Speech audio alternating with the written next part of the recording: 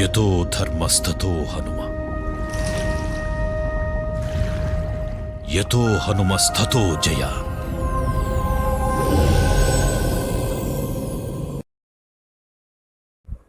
సీతారామాంజనేయ భక్తులకు నమస్కారం అండి. ఈరోజు స్వామిని దర్శించుకోవడానికి వేములూరు పాడుకు వచ్చామండి. అందరం కలిసి స్వామిని దర్శించుకొని ఆయన కరుణా కటాక్షాలకు పాత్రలవుదాం రండి.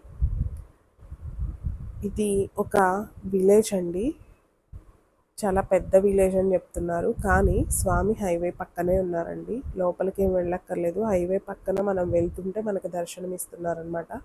ఇక్కడ స్వామి ప్రసన్నాంజనేయ స్వామిగా భక్తులకు దర్శనం ఇస్తున్నారండి. వేములూరుపాడు చాలా నమ్మిన దైవం అంటండి. ఈ గుడిలో స్వామి లోపలికి ఇలా ఎంటర్ అవ్వగానే ఇక్కడ చూడండి, స్వామిని గోడకి పెట్టి, గోడలో ఎంత అందంగా ఉన్నారంటే అండి స్వామి, నేనైతే మైమర్చిపోయానండి. అంత కళ్ళగానే కాదండి, చాలా జీవం ఉందండి ఆ స్వామిలో. ఇక్కడ చూడండి, ఓం అని రాసి ఎంత పెద్ద వేప చెట్టు చూడండి, ఒక 100 years ఎబో అని చెప్తున్నారండి ఆ వేప చెట్టుకి. ఈవినింగ్ అయితే అక్కడ కనీసం ఒక 20-30 మంది ఆ ఊరు జనాలు వచ్చి చక్కగా మాట్లాడుకుంటారంటండి. స్వామి చూడండి ఎంత కళగా ఉన్నారో. నాకైతే జీవం ఉన్న స్వామిలా అనిపించారండి. నిజంగా స్వామి నన్ను చూస్తున్నట్లే అనిపించిందండి. ఆ ఫీలింగ్ కలిగింది నాకు ఈ గుళ్ళోకి ఎంటర్ అవుతుంటేనే. ఇక్కడ స్వామి కాళ్ళ మీద బొట్టు కూడా ఉందండి.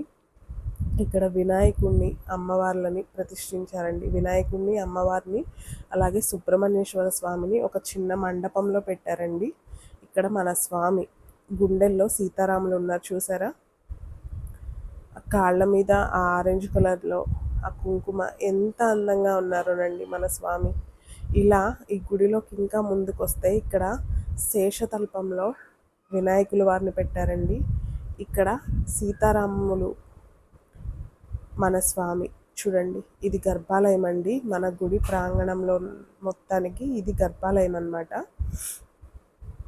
స్వామి చూడండి చాలా పురాతనమైనది అసలు గర్భాలయం ఇదంటండి. తర్వాత ఇప్పుడు నేను చూపించిన గుడంతా ఎక్స్టెండ్ చేశారనమాట. చాలా పురాతనమైన దేవాలయం. చాలా భక్తులందరికీ, ఇక్కడ జనాలందరికీ కూడా మా ఆంజనేయ స్వామి అని చెప్తున్నారండి. ఎంత నమ్మకంగా చెప్తున్నారోనండి మేము మాట్లాడిన వాళ్ళందరూ కూడా. అలాగే స్వామితో పాటు సీతారాములు, లక్ష్మణ స్వామి పైన చూడండి మీరు గోల్డ్ కలర్లో, వెనక బ్యాక్గ్రౌండ్ సీతారాములకు బ్యాక్గ్రౌండ్, కింద వెలసిన స్వామి ఏ రూపంలో అయితే ఉన్నారో ఆ రూపంలో ఉన్నారండి పైన. ఇక్కడ స్వామి వెలసిన స్వామి అంటండి, ప్రతిష్ఠించిన స్వామి కాదు.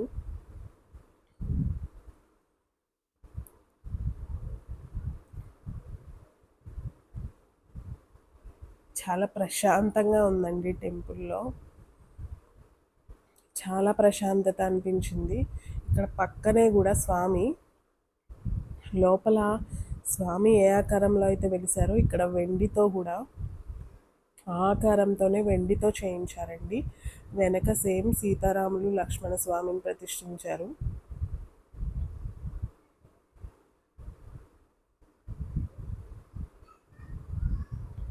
చాలా అందంగా ఉన్నారు కదండి స్వామి.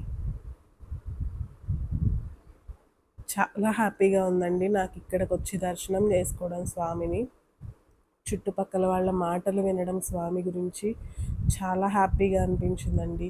ఇలా స్వామి గుడి బయటికి రాగానే ఇలా ఉన్నారండి.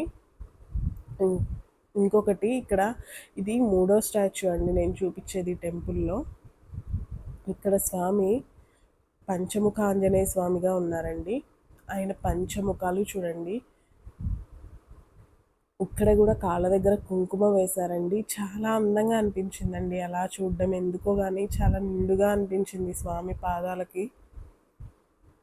ఒక్కసారి దగ్గరగా మీరు చూడండి ఒకసారి స్వామిని, ఎంత కళగా ఉన్నారండి, ఎంత కళగా ఉన్నారు చూడండి. మనకి నిజంగా చెప్పండి, 2 కళ్ళు సరిపోతాయా అండి మనకి స్వామిని చూడడానికి? నాకైతే సరిపోలేదండి. నేనైతే అలానే కూర్చుండిపోయానండి ఆ టెంపుల్లో. నాకు రావాలని కూడా బయటికి అనిపించలేదు, అంత మమేకమైపోయాను స్వామిలో. చాలా ప్రశాంతంగా అనిపించిందండి ఆ టెంపుల్‌లో. నిజంగా స్వామి అక్కడ ఉన్నారనే అనిపించిందండి నాకు. మీరు మాత్రం తప్పకుండా వచ్చి మాత్రం ఈ స్వామి టెంపుల్‌ని దర్శించుకోండి. నేనేదైతే ఫీల్ అవుతున్నానో స్వామి నన్ను చూస్తున్నారు, స్వామి ఇక్కడే ఉన్నారు అని, మీరు కూడా అది ఫీల్ అవ్వాలని చెప్తున్నానండి. చాలా చాలా ప్రశాంతంగా ఉందండి. మీరు నిజంగా స్వామి కలియుగ దైవంగా మనలోనే ఉన్నారు, మన చుట్టూనే ఉన్నారు. ఆయన కూడా సజీవుడై బ్రతికే ఉన్నారు, మనతో జీవిస్తున్నారు సమానంగా అని చెప్తుంటే ఏమో అనుకున్నా కానండి, నిజంగా స్వామి లోతుల్లోకి వెళ్ళి స్వామి గురించి తెలుసుకొని ఒక్కొక్క గుడి తిరుగుతూ ఆయన్ని చూస్తుంటే నాకు అసలు మాటలు కూడా రావట్లేదండి. నేను అసలు సరిపోనండి స్వామి గురించి ఏ రకంగానూ మీకు చెప్పడానికి.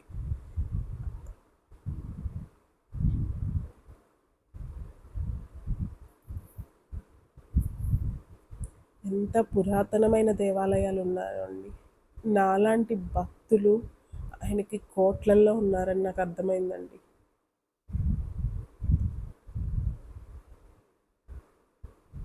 చూసారా వెనక కింద ఎలా అయితే స్వామి వెలిసారో అలాగే సీతారాములు వెనక బంగారంతో చేయించారండి. శ్రీరామ అని రాశారు పైన. కింద రాతి మీద పైన బంగారం మీద ఇన్ని కిందాక చూపించాను చూసారా, అక్కడ సిల్వర్ మీద వెండి మీద ఎంత బాగా చేశారండి ఈ ఊరి జనం. అసలు చాలా నమ్ముతున్నారండి, చాలా నమ్ముతున్నారు స్వామిని. ఒక ఇంట్లో ఉంటే ఎంత ప్రశాంతత ఉంటుందో అలా ఉంటుందని చెప్తున్నారండి. మా ఆంజనేయ స్వామి, మా స్వామి ఉన్నారు, మా స్వామి ఉన్నారు, ఏ కష్టం వచ్చినా మా స్వామి ఉన్నారని అనుకుంటారంటండి వాళ్ళు. మా అనే సంబోధిస్తున్నారండి ఊళ్ళో వాళ్ళందరూ. నాకు చాలా సంతోషంగా అనిపించిందండి. దగ్గరలో ఉన్న వాళ్ళైతే తప్పకుండా వేమూరు పాడొచ్చి మన స్వామి దగ్గర ఒక్క 5 నిమిషాలన్నా గడపడానికి ట్రై చేయండి. నేను గ్యారంటీ అండి, మీరు ఏ ఇబ్బందిలో వచ్చినా ఏ కష్టంలో వచ్చినా మీరు సంతోషంగా వెళ్తారండి ఇక్కడి నుంచి. అంత ప్రశాంతత, అంత స్వామి మనల్ని చూస్తున్నారన్న ధైర్యం నమ్మకం వస్తుందండి. తప్పకుండా వెళ్ళండి. వెళ్ళలేని వాళ్ళు, దూర ప్రాంతాల్లో ఉన్న వాళ్ళైతే మా కళ్ళతో స్వామిని మీకు చూపిస్తున్నామండి. దర్శనం చేసుకొని మీ కష్టాలు ఏమైనా ఉన్నా, మీ ఇబ్బందులు ఏమైనా ఉన్నా, ఇంకేదైనా స్వామిని తలుచుకొని స్వామికి అప్పచెప్పేయండి మొత్తాన్ని. మన కష్టాన్ని కానీ మన ఇబ్బందిని కానీ స్వామికి ఇచ్చేయండి, అప్పచెప్పేయండి. మీరు చేయాల్సినంతా చేసి మీ వల్ల కాకపోతే స్వామికి అప్పచెప్పేయండి. ఆయనే ఉన్నారు, ఆయనే చూసుకుంటారని నమ్మి తప్పకుండా మీ కష్టాల నుండి, మీ ఇబ్బందుల నుండి బయటపడతారు. బయటపడాలని కూడా మన స్వామిని నేను కోరుకుంటున్నానండి. మన హనుమాన్ ఫ్యామిలీలో మీరు కూడా ఒక మెంబర్గా జాయిన్ అవ్వాలి అనుకుంటే, రక్త సంబంధంతోనే కాదండి, మనం దైవబంధంగా ఏర్పడాలి అని నేను అనుకుంటున్నాను. అలా మనం ఒక హనుమాన్ ఫ్యామిలీగా ఫామ్ అవ్వాలి అనుకుంటే మన కమ్యూనిటీలో యూట్యూబ్ ఛానల్ కమ్యూనిటీలో వాట్సాప్ లింక్ ఉందండి. దానిలో జాయిన్ అయితే మన హనుమాన్ ఫ్యామిలీలో మెంబర్గా మీరు కూడా జాయిన్ అవుతారు. ఇదండి ఈరోజు వీడియో. మీ అందరికీ నచ్చిందనే అనుకుంటున్నాను. మీతో పాటు మీ ఫ్యామిలీ మెంబర్స్కి కూడా హనుమాన్ టీవీ అనే ఒక చిన్న వర్డ్ని స్ప్రెడ్ చేసి మేము చేస్తున్న ఈ చిన్న కార్యంలో మీ వంతు సాయం మాకు అందించగలరు. మన హనుమాన్ ఫ్యామిలీ అంతా ఆయురారోగ్యాలతో, అష్టైశ్వర్యాలతో, సుఖ సంతోషాలతో, పిల్లా పాపలతో, భోగ భాగ్యాలతో ఎప్పుడూ కూడా సంతోషంగా ఆనందంగా ఉండాలని మన స్వామిని మనస్ఫూర్తిగా కోరుకుంటూ జై శ్రీరామ్, జై హనుమాన్.